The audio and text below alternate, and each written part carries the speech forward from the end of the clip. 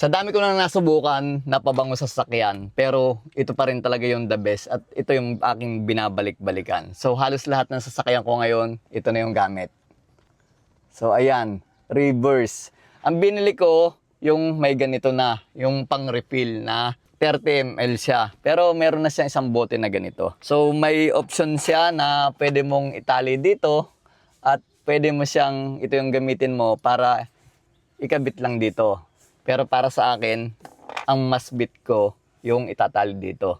So pag binili nyo to, may kasama na siya ditong takip para hindi matapon. Tatanggalin nyo lang siya, ikakabit nyo na tong pinaka-cover niya. Make sure na higpitan ninyo. Kasi pag hindi mahigpit, habang nalulubak yan at nagsuswing na ganyan, baka matapon, sayang naman. So ganito yung itsura niya. Tapos yung tali nyo, depende kung laylay or mas masikip. Pero para sa akin, okay na to para pagka nagsuswing, tama-tama lang yun na hindi tatama dito sa mirror.